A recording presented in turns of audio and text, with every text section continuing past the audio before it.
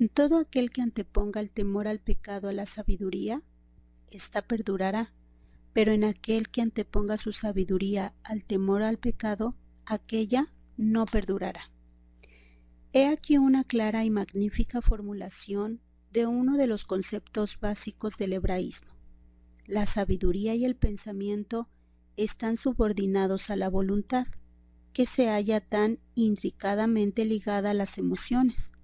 En consecuencia, a menos que una persona se haya imbuido antes del temor al pecado y de un fuerte sentido moral, su sabiduría no puede, de por sí, influir mayormente sobre ninguna vía fundamental, por más desarrollada que esté, pues más tarde o temprano, la mente y su sabiduría se convierten en servidoras sujetas a los deseos y exigencias del yo determinante.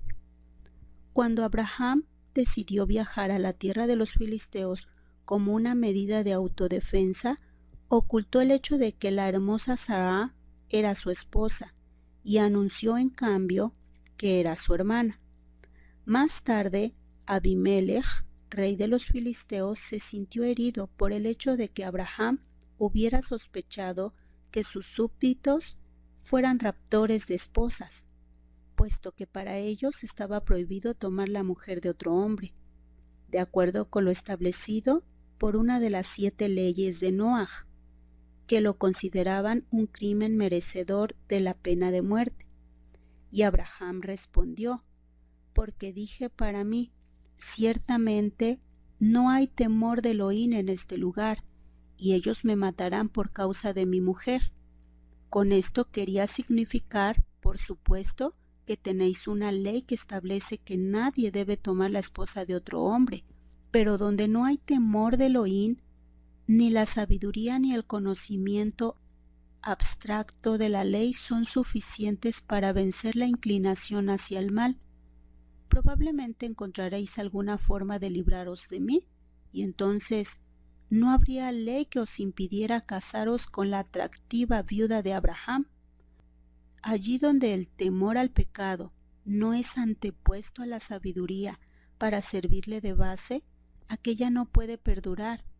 Consideremos al hombre que jura que nunca tocará un solo dólar que pertenezca a su prójimo.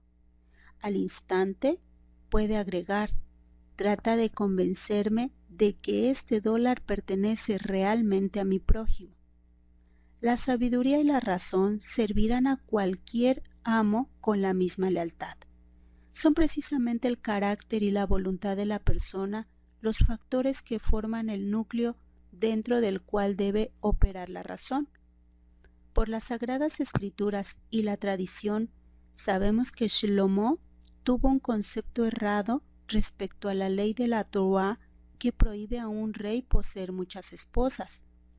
Puesto que la Torá da un motivo para la prohibición, Shlomo confiaba en que en su caso ese motivo no era valedero debido a su sabiduría superior.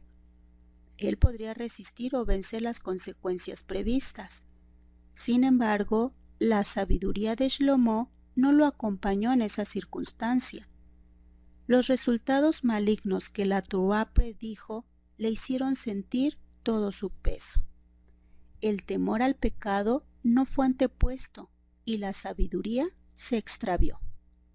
El propósito esencial de la mitzvah de tzitzit, los flecos en las 4 esquinas de las vestimentas, es la de mantener atento al compromiso con el Todopoderoso y reforzar la conciencia de su significativa presencia.